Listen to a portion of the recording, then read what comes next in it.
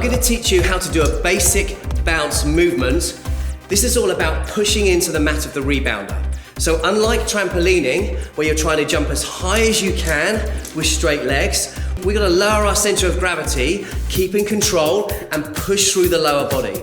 This is where you're going to get a lot of G-force. This is where you're going to burn a lot of calories. So you're going to bend your knees, you push the hips back slightly, start with the hands on the hips, put the weight through the balls of the feet, not the heels, that's really important. The head and the chest stay up, and you start to bounce from here. So stay about 2 or 3 inches off of the mat and really push down. As you can see, I'm flexing from the hips. So I'm not jumping up high, I'm pushing down. And then if you want to work a little bit harder, you can push harder. You're in control of how hard you're working and how many calories you're going to burn. Keep pushing down into the mat surface. If that's too easy, you can push even harder. Keep pushing, keep pushing. Nice work. Stay in control. Keep pushing through the balls of the feet. Don't jump high. Nice work. Stay with me. Push a little bit harder. If you feel your heart rate coming up too high, you just ease off and bounce gently. You want to work harder? Then keep pushing. Really push hard. Keep working. Come on. Let's go. Okay, nice work, and relax there. And that's the basic bounce.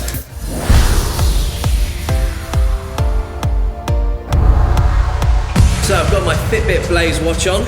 I'm going to set it to workout mode, and I'm going to see how high I can take my heart rate, and also how many steps I can do, and how many calories I can burn in this workout.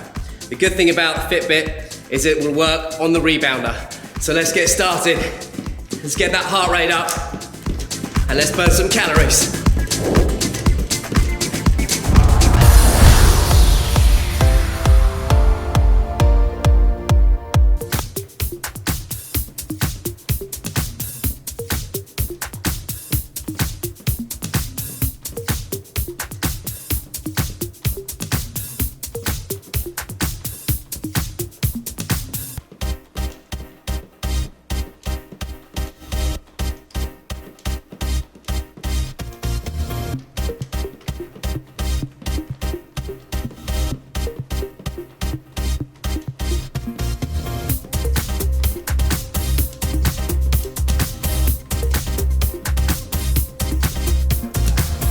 This exercise is called a single leg deadlift with hip extension. Again, a very advanced exercise.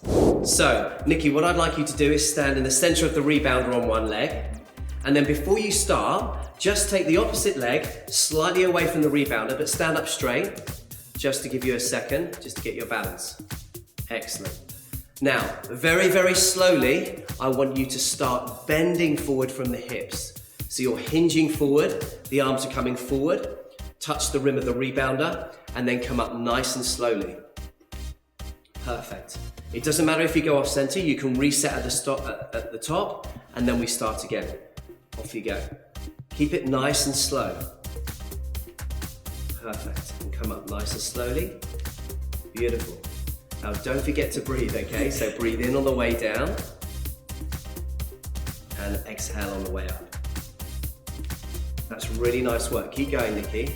So unlike the squat, where you're squatting straight down, you can see Nikki is hinging forward from the hips. She's bending forward. This is a bend pattern, not a squat pattern.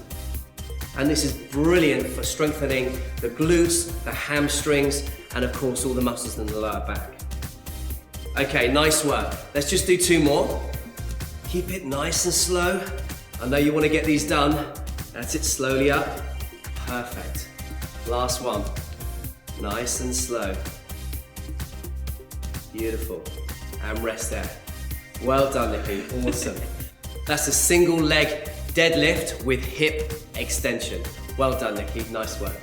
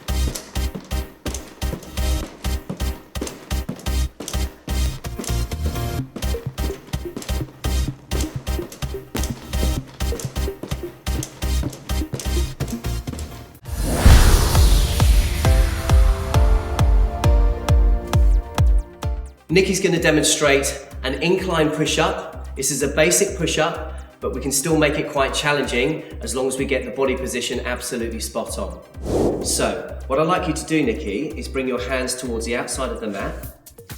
So your little finger is just on the white rim there. That's perfect. The setup position is really, really important.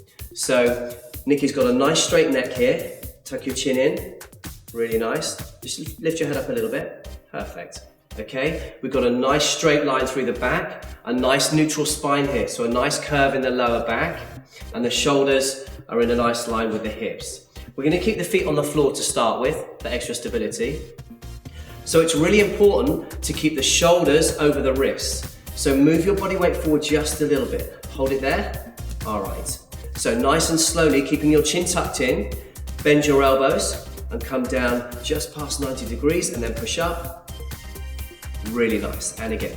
So don't forget to breathe and back up. Beautiful.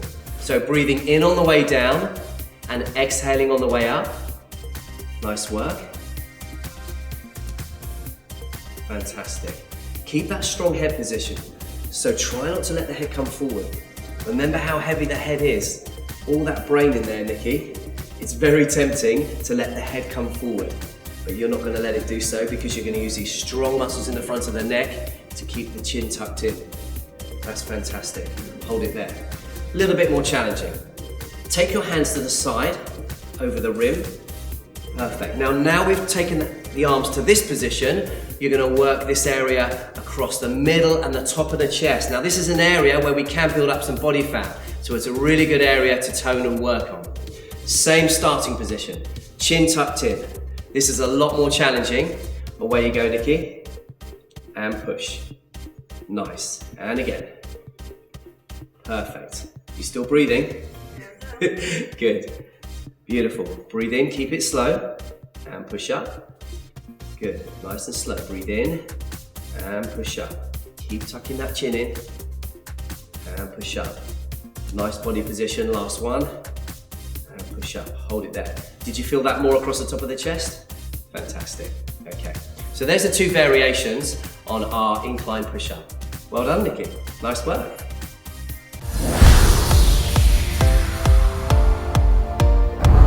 Okay, full range push-up. Hands down, little fingers on the white rim of the mat. You've got to try and keep your shoulders, your hips, and your ankles in a nice straight line. The most important thing with these push-ups is to keep your chin tucked in. We see this all the time in the gym where you come down into a push-up and you see that head drop forward. Okay, that's because the head's heavy and you've got to use those strong muscles in the front of the neck and the deep muscles of the neck to keep the head and the neck in a straight line. Okay, so come with me, down and then push up. Breathe in and push up. Now there's a bit more emphasis on the triceps because we've got a slightly closer grip on this version. Come down and then push up. Breathe in and exhale. All right, you want to take it a stage further. Let's take the hands to the outside of the rim. This will open up the chest a little bit more. Less emphasis on the triceps, a lot more emphasis on the chest. A little bit more challenging. Remember, chin in and away we go. Breathe in and push. Breathe in and push it out. Breathe in and push. Let's change the tempo. Here we go. 1, 2, 3, press. 1, 2, 3, press. Keep breathing. 1, 2, 3, press. One more. 1, 2, 3, press. Okay, a bit more core stability involved in this one. Feet have got to go wider.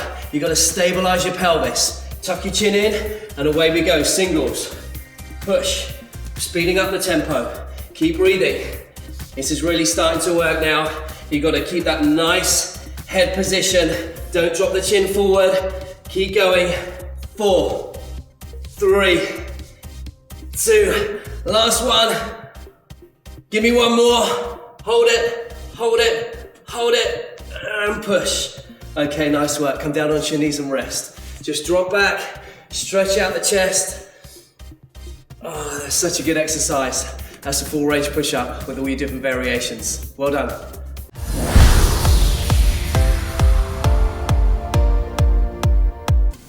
This next exercise is called reverse curls. This is probably one of the hardest areas to work and an area in which we all carry a little bit of extra body fat. It's really hard to target this area, okay? So if we get the right technique, we can. Lying on the rebounder, Nikki, I want you to put your hands behind the rim again, but this is really important. I just want you to use enough strength from the upper body in order to move the legs around, okay? Notice again that Nikki's got a rolled up towel behind her neck. That's really important to get a bit of neck support. So if you lift both legs off of the ground, so here's where the difference is. If Nikki's legs are straight, it means there's a lot of work coming from these powerful hip flexors, but we've got to take them out of the equation and put them at a disadvantage. So we're going to bend the knees. And this is the challenge, trying to keep the knees as bent as you can, which means the lower abdominals have to do a lot more work. So from here, Nikki, I'm just going to position you to start with. I want you to curl through the base of the spine and then just come down slowly, just to about 90-degree bend in the hip, okay? So away you go. Perfect. Now think about that breathing. Exhale as you come in and then breathe in. Good. Exhale. Nice work. And again. Perfect. Good stuff. So keep checking when you're doing this at home that your knees aren't straightening out. You've got to keep the heels right down towards your bottom. Good. Make the lower abdominals do all the work. The hip flexors want to rob that work from the lower abdominals. They're saying, I'm really powerful, I can do this. But you're not going to let them. Lower abdominals, all the way. Keep it slow. Okay, so come in. Now on the lowering phase, really slow it down. Really controlling the movement. Beautiful. Give me 3 more. Think about your breathing. Good. And last time. Come in and slowly down. Nice work. Perfect. Can you feel that in your lower abdominals? Yes. It's pretty awesome, isn't it? Yes, good. Well done. Nice work.